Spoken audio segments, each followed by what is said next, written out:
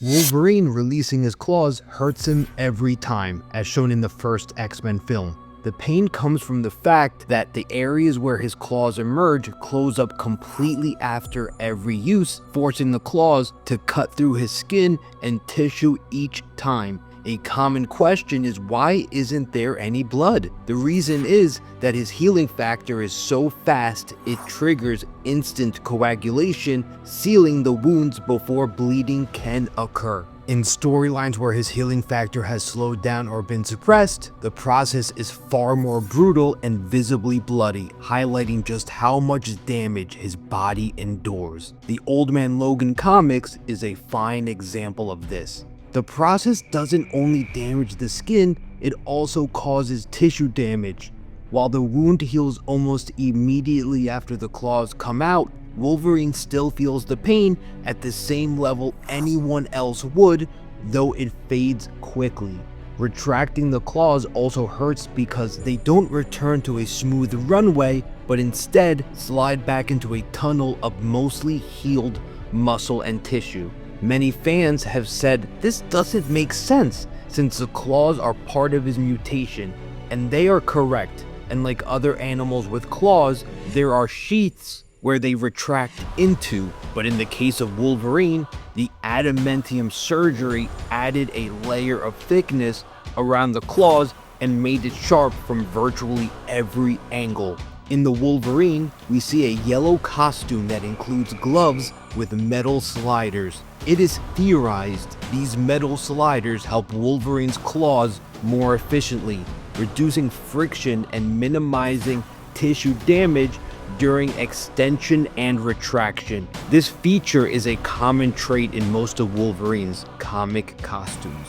Wolverine uses pain, both physical and mental, as a weapon to push himself further, embracing his animalistic side. In the comics, this is known as Berserker mode.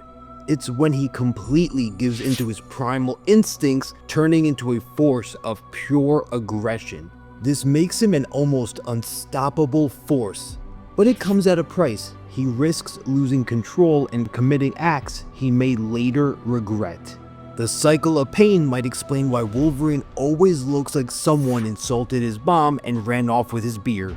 Since X-23 was born with bone claws that were surgically removed, coated in adamantium, and reinserted, she experiences the same physical toll as Wolverine. The claws tear through her tissue and skin every time they extend, causing her pain with each release and retraction. Like Wolverine, she endures the adrenaline rush that comes with the pain, using it as fuel in combat.